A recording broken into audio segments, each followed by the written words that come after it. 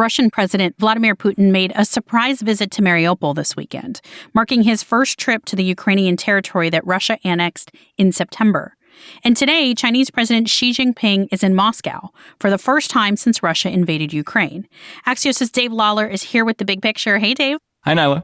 Dave, Putin's visit to Mariupol came just days after the International Criminal Court issued an arrest warrant for Putin on war crimes charges. In fact, one of President Zelensky's advisors tweeted that, quote, "the criminal always returns to the scene of the crime."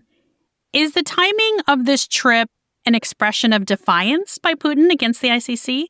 It could certainly be read that way. And look, Mariupol was the city that was perhaps most brutally bombarded and besieged by Russia last year. It fell after a very prolonged struggle, but was almost entirely destroyed in the process. And so I think that might be part of why you heard this quite angry reaction from Ukrainian officials that Putin would go there now and essentially celebrate that it's in Russian hands and kind of paint a picture that it's being rebuilt as a Russian city. But of course, there are a lot of Ukrainian civilians who are no longer living there either because they fled or because they were killed, as so many were in this battle for Mariupol. So certainly a defiant Putin, but a very grim occasion if you're looking from the Ukrainian perspective.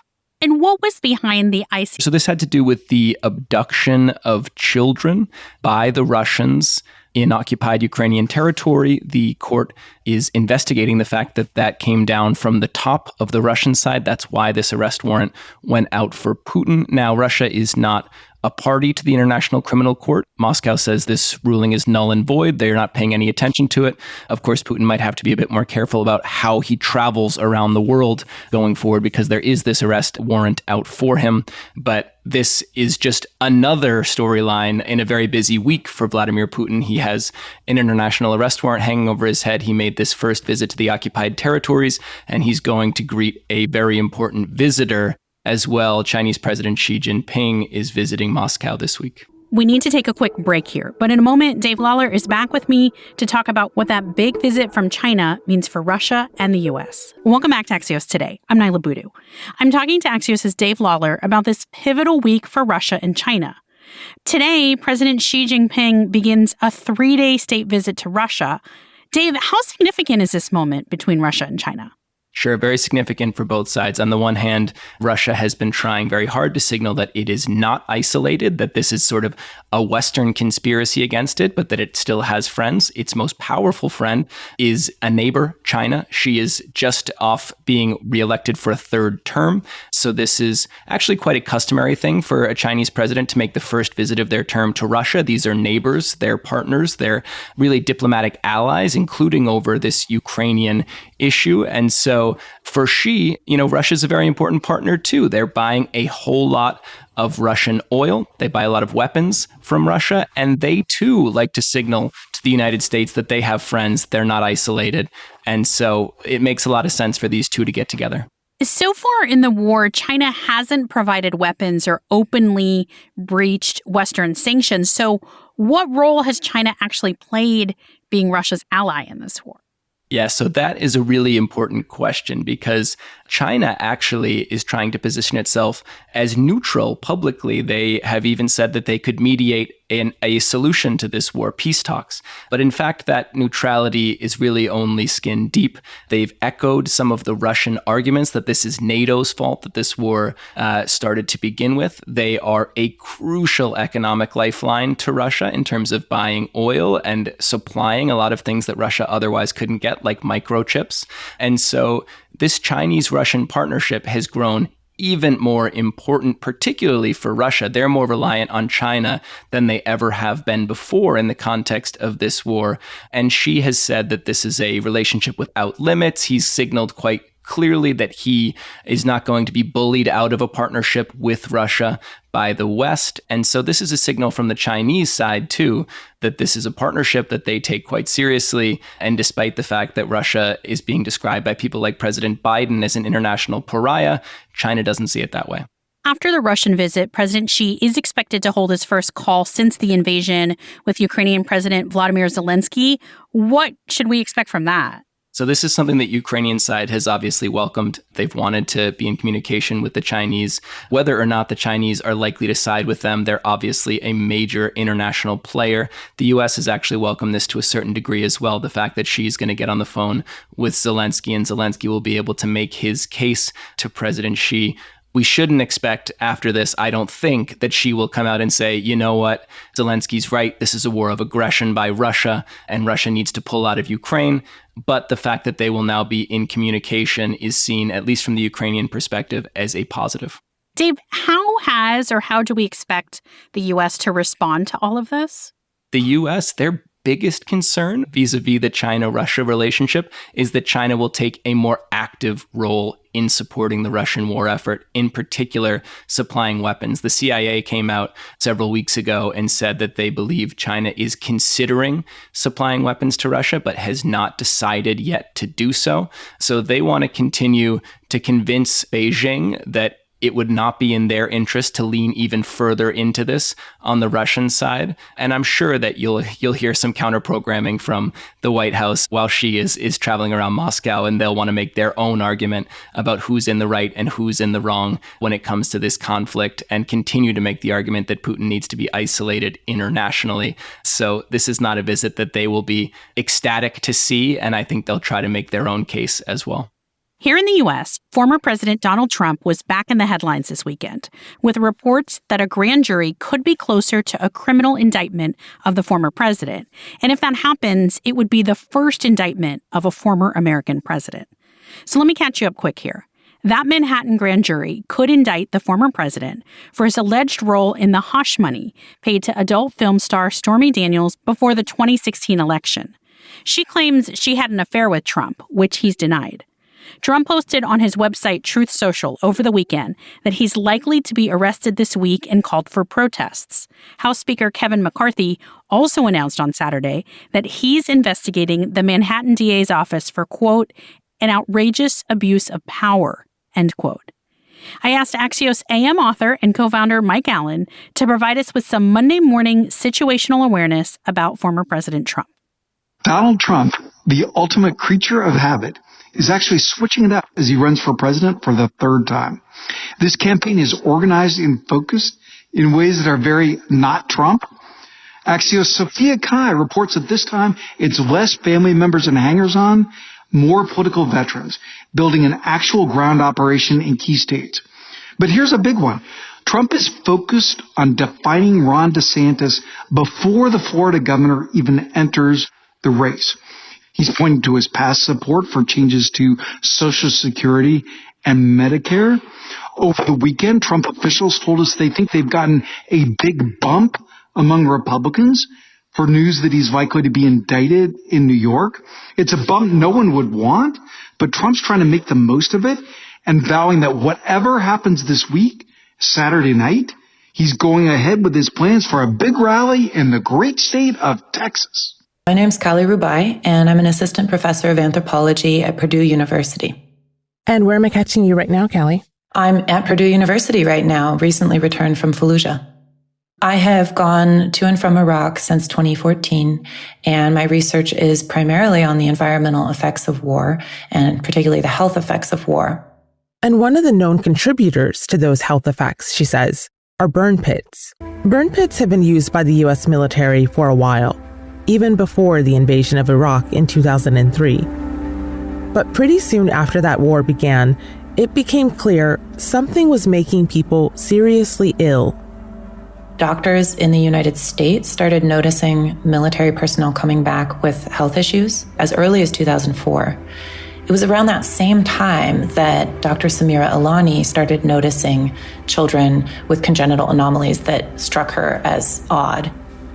Dr. Alani, a pediatrician, saw babies born with cleft palates, or tumors, or with limbs that were too short or too long. So there was something going on in the same year in both places, and these medical personnel were the first to sound the alarm.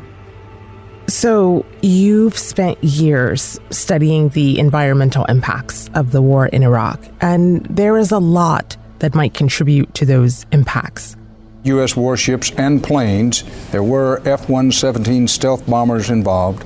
launched the opening salvo of Operation Iraqi Freedom. There's one example of something that we know released toxins into the air. Can you explain what a burn pit is? A military burn pit is when a large incineration field is used to burn any kind of military waste on a base. And in Fallujah and other parts of Iraq, mostly in Baghdad, the U.S. had forward operating bases that were quite large and luxurious in some ways. They were almost city-sized. And they had massive incineration fields that were sometimes many acres, and some other smaller incineration fields. Sometimes a fire was only going for a day, but the bigger ones were burning for 24 hours a day, 7 days a week, for a decade. Wow. And those burn pits were burning everything from tank sidings and uniforms to human waste and regular garbage. In the Iraq invasion, burn pits were exceptionally large compared to other burn pits in other military contexts, because this was a privatized war that incentivized throwing away objects or materials rather than repairing them, which meant that the sheer amount of waste in this war was greater than it would normally be. So the U.S. stopped widely using burn pits after complaints from U.S. veterans, and you began doing your field research in Iraq a few years after that, and ever since. Do you remember the first time that you saw the remnants of one? Yes. It seems from what I've read and what I've talked to people who've lived downwind of burn pits that they were actually operating at their height in 2011 and 2012 during U.S. withdrawal, which makes sense because the bases were being closed and transferred over to other operators, right? Which meant that trash burning was at its height. My first encounter with a burn pit up close was actually an empty field. It was the Ballad Air Base.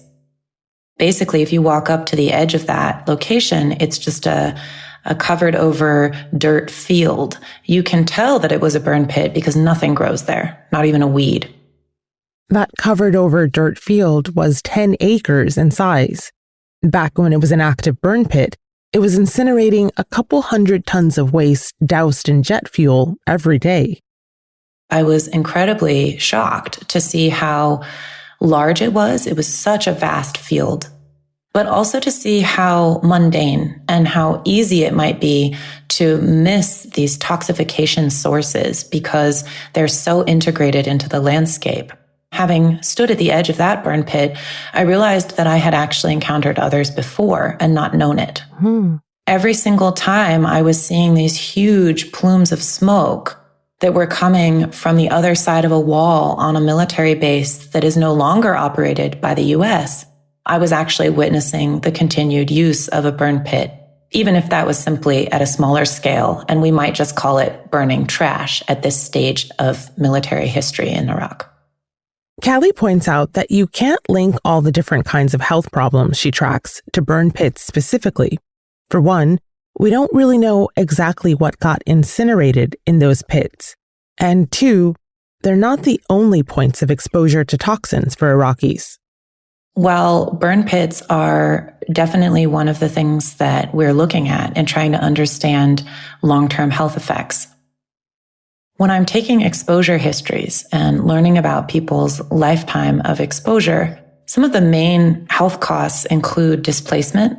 But the other is that these kinds of conversations that I'm having with people include questions like the number of times you were close enough to an explosion to inhale smoke, the number of times you cleaned or repaired a house after it was bombed, the number of times you handled or played with metal fragments from a weapon while you were a child, the number of times you handled injured or dead bodies after a military attack.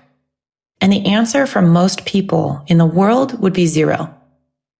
But to all of those questions, it was always more than 1 and sometimes more than 10. One of the most dangerous things a person can do is come home. Because coming home from being displaced often means coming home to a building that has been destroyed and that has remnants from a bomb or explosion.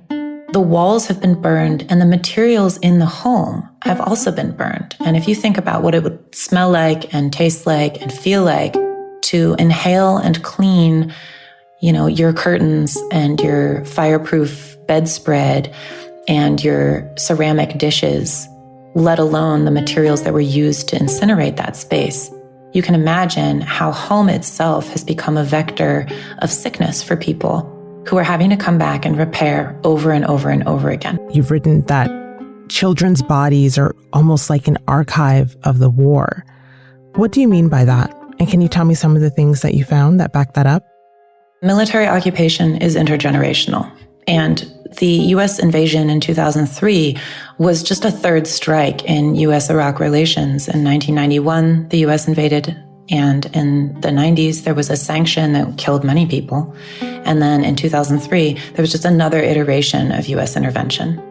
And children born today, their bodies are serving as an archive of how war has rippled through the land across generations. I'll just tell a brief story of visiting a refugee camp in Kirkuk in 2014. And a lot of those people had fled ISIS, and they were from Anbar province, mostly Fallujah. The rate of birth defects in Fallujah jumped from 2% in 2001 to 50% in 2007. As I was walking through this camp, a lot of the families that I talked to were asking me to take photos of their children. A lot of these were big families with, 8 or 10 children. And they were lining up their children in birth order and showing me that I could physically identify a distinction between those born before 2003 and those born after. Wow. And it was visible that children who were born after 2004 had more health problems. Some of them had neurological issues. Some of them had dysmorphic features, missing limbs, extra limbs. And those are the children that survived. And those are the children that were being presented to me. Wow. That story is heartbreaking. What would you do when people would line up their families for you to see? I'm ashamed to say that at the time I was so concerned with a rigid sense of ethics and my own position, not wanting to be a voyeur and not wanting to perpetuate the kind of poverty porn that I was warned about. I actually forgot the deeper political context, which is that the United States has had a policy of not showing pictures of human bodies in this war. And I actually did not take pictures, even though I was being asked to. Because what I didn't realize is that I was being asked to be an instrument of the archive. And I have since come back and spent a lot of time in Fallujah Hospital and with families who have had children there over the last 2.5 years to do some of the documentation and some of the analysis that people are asking for. Do you think that they viewed you as an American or as a proxy of the Americans? How do you think that you were viewed? I have Iraqi relatives, and I was raised in the U.S., and I'm an American citizen. And I often found myself being pushed into both roles. Sometimes people would be showing me their secrets, right? And secrets that were just for Iraqis. And then other times I was sitting in conversations with people who were very clear on wanting to voice to the American public, to me and through me, that the Americans owe the Iraqi people reparations. And that's a message that I have promised to carry forward into the English language. I will say that both I and the families that I've spent time with are very clear on the role of the United States in gutting not just the ecological conditions in Iraq, but the built environment as well.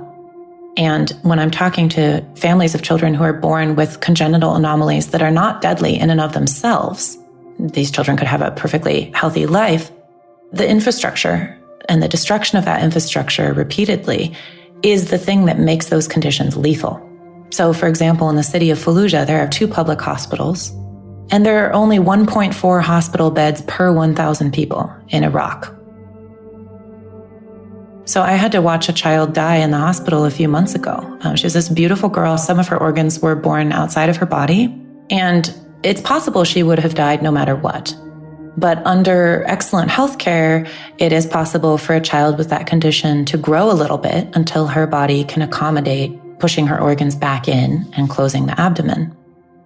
But she didn't die of her birth defect, and she didn't even die. Switzerland's biggest bank, UBS, is to take over its troubled rival Credit Suisse in a deal aimed at stemming a financial crisis that's threatening to spread around the world. Sunday evening's announcement came after a weekend of emergency talks in Switzerland between the 2 banks and the country's financial regulators. The merged banks will be given a liquidity assistance loan of up to $110 billion. It comes after Credit Suisse suffered losses following the failure of two smaller US banks over the past 2 weeks. Here's Switzerland's president, Alain Berset. On Friday, the liquidity outflows and market volatility showed that it was no longer possible to restore the necessary confidence and that a swift and stabilizing solution was absolutely necessary. And this solution is the takeover of Credit Suisse by UBS. It is supported by the Federal Council following several meetings with the Swiss National Bank, with our regulator, the FINMA, with Credit Suisse and UBS. And the Federal Council welcomes this takeover and is supporting it by guaranteeing the framework conditions necessary for its success. Authorities had feared further turmoil on the financial markets if the matter wasn't resolved before trading resumed, starting with Asian markets after the weekend break. Karin Keller-Sutter is the Swiss finance minister.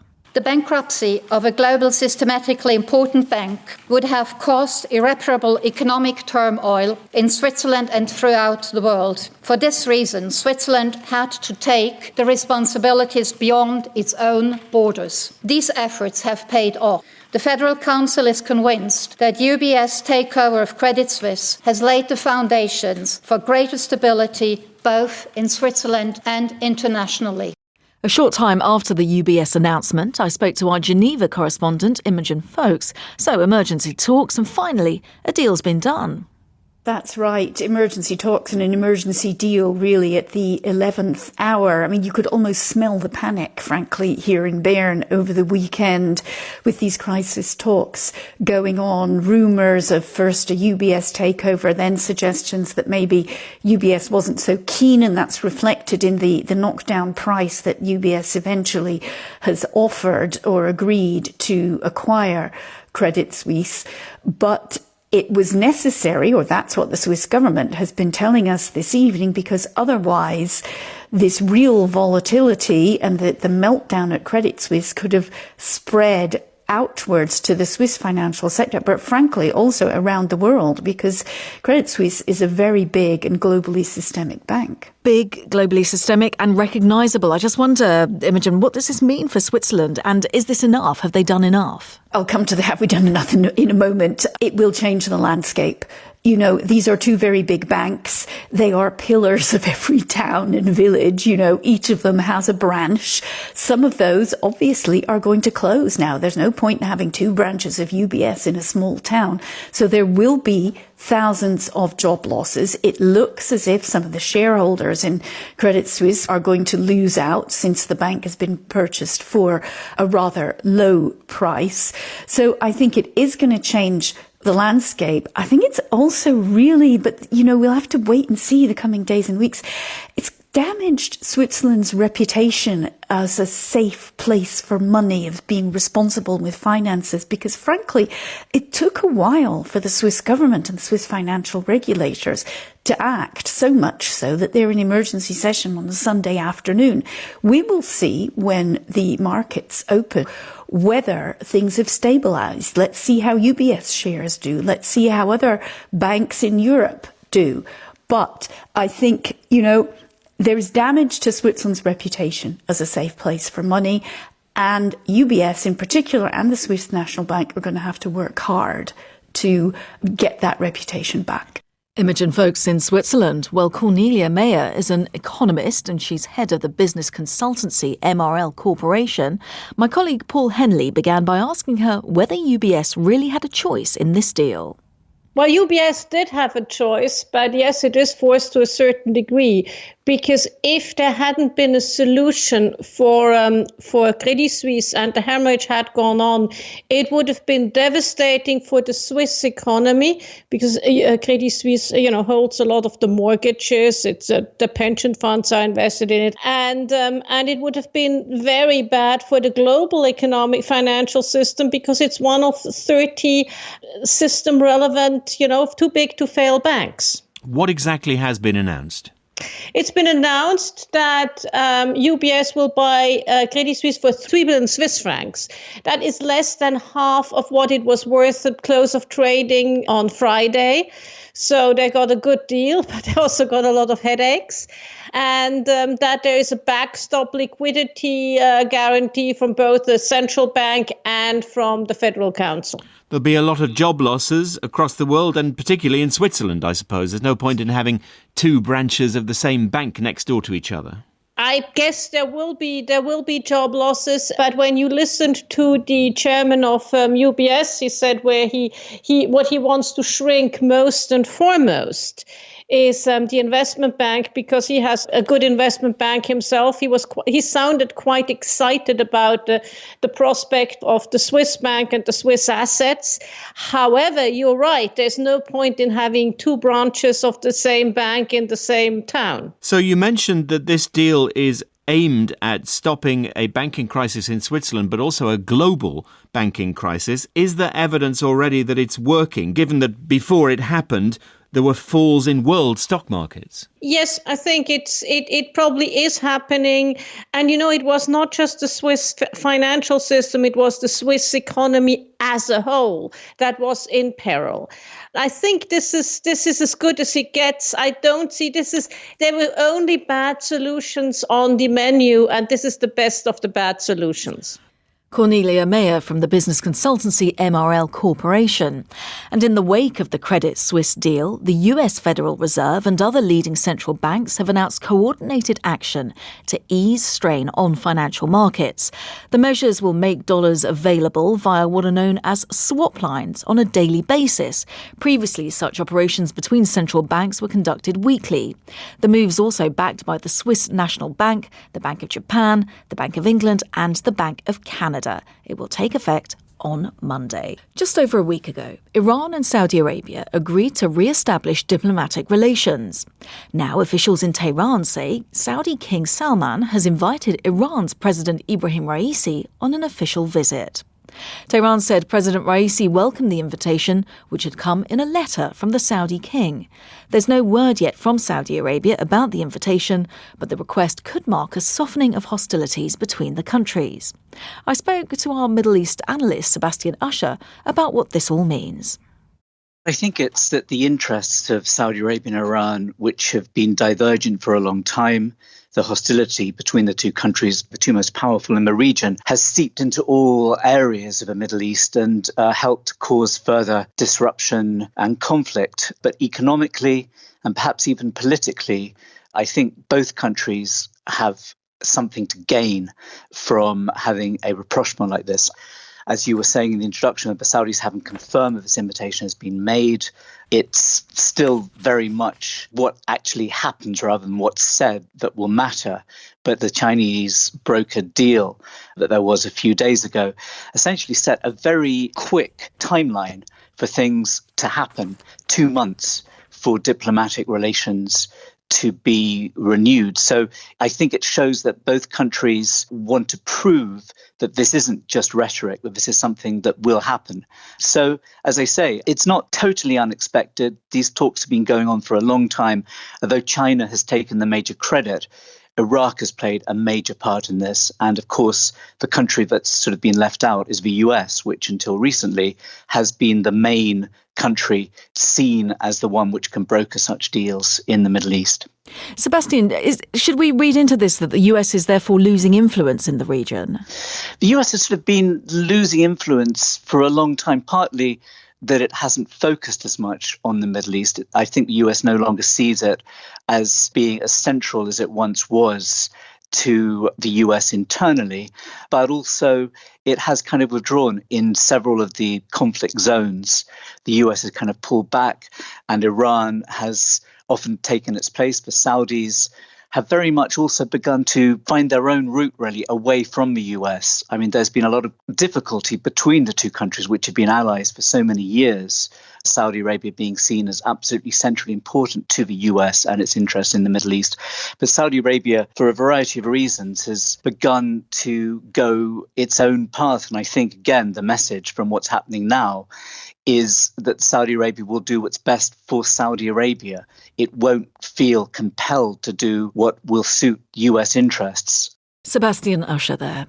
Next, let's turn to South Africa, where a high-profile accountant who was investigating high-level corruption cases has been shot dead, along with his son. Gupta Murray had been appointed as the liquidator for the company Bosasa, which was implicated in corruption scandals involving government contracts. Will Ross reports. Gupta Murray and his son were shot dead whilst driving in Johannesburg. Mr. Murray's job as a company liquidator was to look into the accounts of firms that had folded, recover assets and report any criminality. One of those companies was Bosasa, which a commission of inquiry concluded was thoroughly corrupt, having paid millions of dollars to get contracts with the government.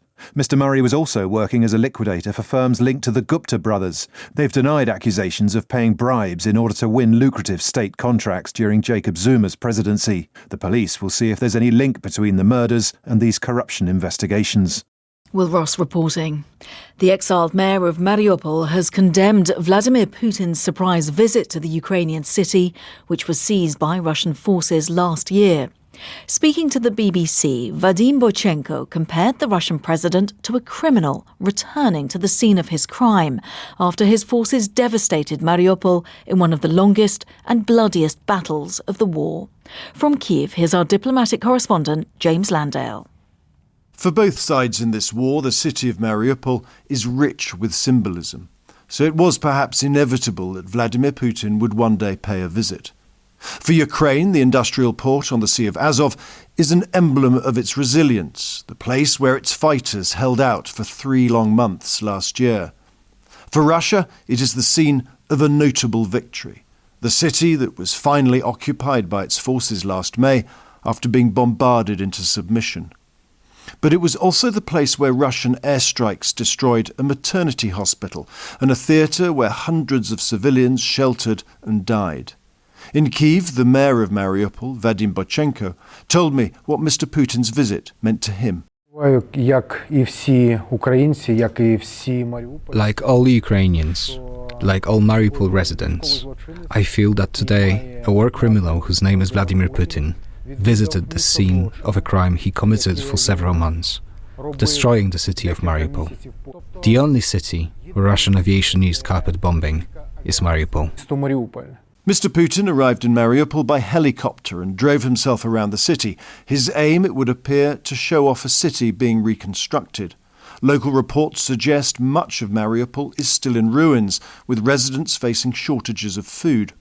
But Russian state television showed Mr. Putin visiting a rebuilt residential area and the inside of a new apartment, visits the Kremlin described as spontaneous. The Russian leader even inspected a new playground, only days after international prosecutors accused him of illegally deporting children to Russia.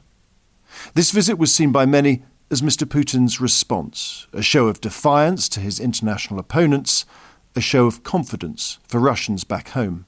James Landale in Kyiv. Well, doctors working on the front line in Ukraine say that thousands of lives are being saved by what's been described as an anti-bleeding fabric, which is manufactured in Somerset in southwest England. The bandages are coated with an extract taken from shrimps, which can stop heavy bleeding within a minute. Matthew Hill explains. Dr. Ilya Rybinkina puts her life in danger every day in Ukraine, helping the victims of the war. At times, she has to treat very traumatic injuries. The first thing you do is you put a tourniquet on, and then you try and stop the bleed by packing the wound. This production line in Bridgewater has been playing a vital role in helping medics like Dr. Rybinkina save lives. The bandages, made by the firm Nonwoven, are then incorporated into first aid kits by another British company. The secret of their success is down to this tiny shellfish, the shrimp. Mariners have known for hundreds of years that shrimp shells are good at stopping bleeding. and the extract from them, known as chitosan, is woven into the company's bandages. The Ukrainian military rang non-woven shortly after the invasion and began asking for as many bandages as they could make, and the demand continues. So it has been saving lives, you think? It's been saving a lot of lives, thousands of them. We get a lot of feedback from the people who are using them. They send a message saying, you know what, your first aid kit, it did save lives. Someone got there and we used the tourniquet and the Salix and the gauze and everything. And the person actually arrived alive at the evacuation point. Since I interviewed Dr. Rybinkina, she was involved in a serious road traffic accident on her way back from duties and is now being treated for a broken arm. But she remains undaunted and hopes to be back in the front line, treating more casualties with these bandages as soon as possible. A lot of friends been lost in this war, and the human toll is horrendous.